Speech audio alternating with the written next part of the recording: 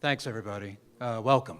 It's great to see so many sponsors, board members, special guests of Cures Within Reach. You know, it's a fantastic day. It's a day we celebrate today. The impact we have on patients' lives, the power of repurposing, the mission and purpose of Cures Within Reach. I'm Dimitri Drone. I'm a partner with PwC. I'm, on behalf of the organization, a very proud sponsor of Cures Within Reach. In a very short while, we're going to be in the other room. We're going to celebrate the impact that a couple individuals are having on the power of repurposing. Before we do that, though, we want to spend a little time here with a couple of people whose lives have been touched directly through the impact that Cures Within Reach has had. So what I'd like to do right now is I'd like to ask Amy Kahn, the Director of Advancement for Cures Within Reach, to come in and introduce two people whose stories are very, very special. Thanks, everyone. So really honored to have two people with us here tonight to share a little bit about how the advances we're going to hear about later really have changed how they're living. And the first of these people is a young woman named Nicole Kozakowski, and she's a college student at the University of Connecticut and is going to share a little bit about her experience with the rare disease alkaptonuria. So Nicole, thank you so much for flying here today from Connecticut. Come on over. Do you want to hold the mic or do you want to stand here?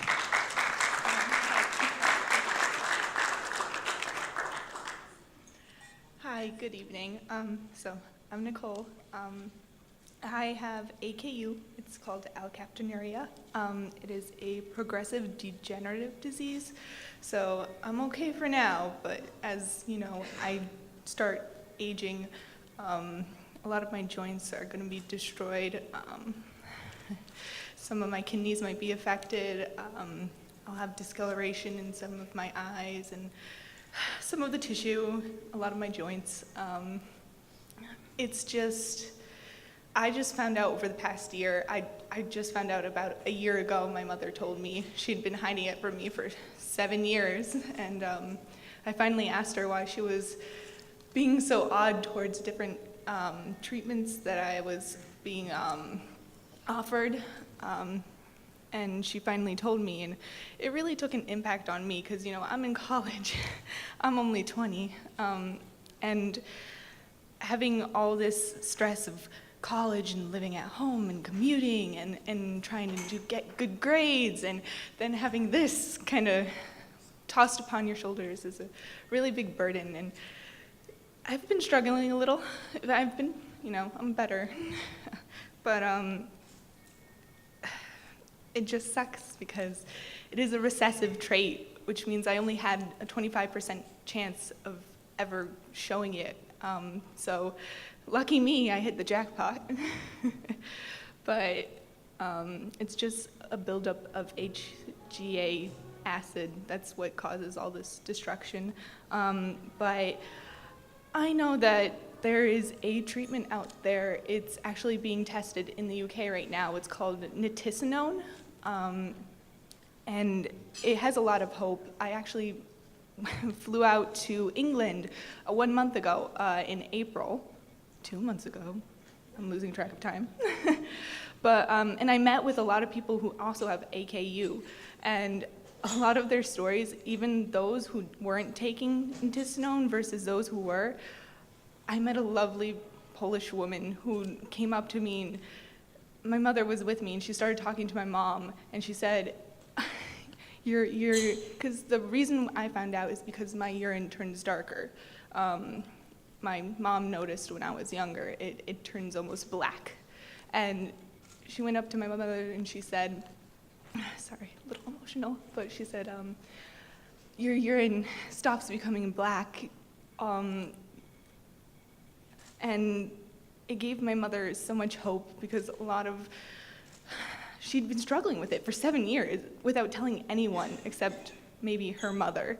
And just seeing me age, knowing that I'm going to be affected in the way that I am, it really took a toll on her. And just seeing her relief really relieved me as well. And it gave me hope.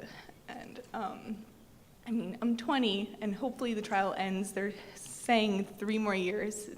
It's been going around for 2, so they need 5. Hopefully it gets approved for as a treatment for AKU, and then I'm gonna have to wait a little while until it comes over to the US.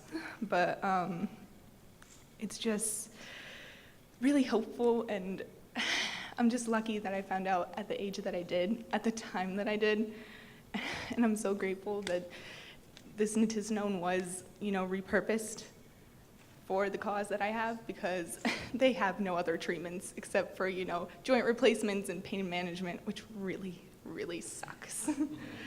Really sucks. I don't want surgery. But other than that, I'm just so grateful for Cures Within Reach too, and all this new repurposing and everything that's going on. So I'll leave it at that.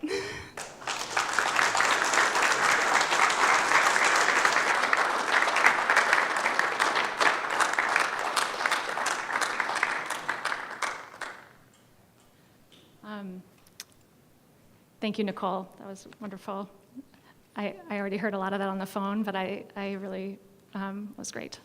So glad you were able to join us. And so that's a rare disease research story we're going to hear a little more about later. One of the other stories we're going to hear about tonight is more of a historic global health story, which is the discovery of the use of AZT for HIV/AIDS, something that most of us have a lot of memories around that time in the world and what that crisis was like.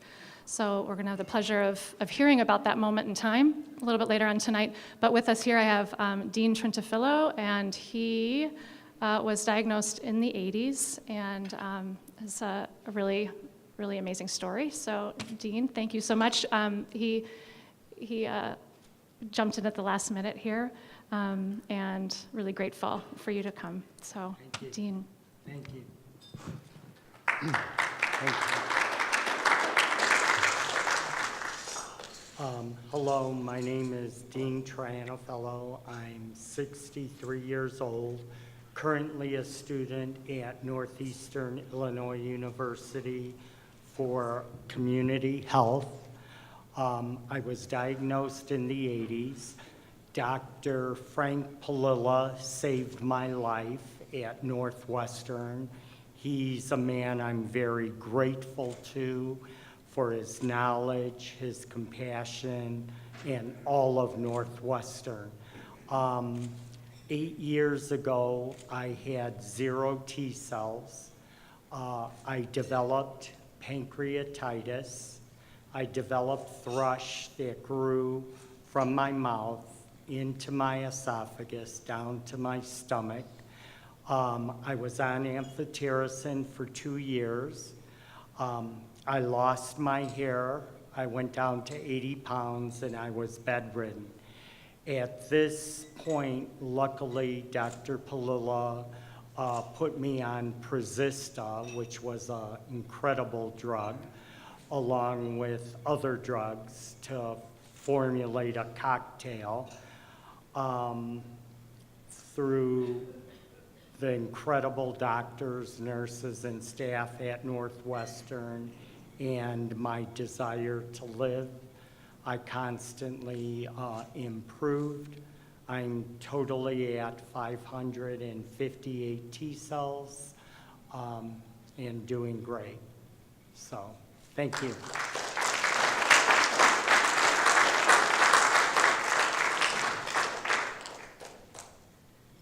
Thank you, Dean.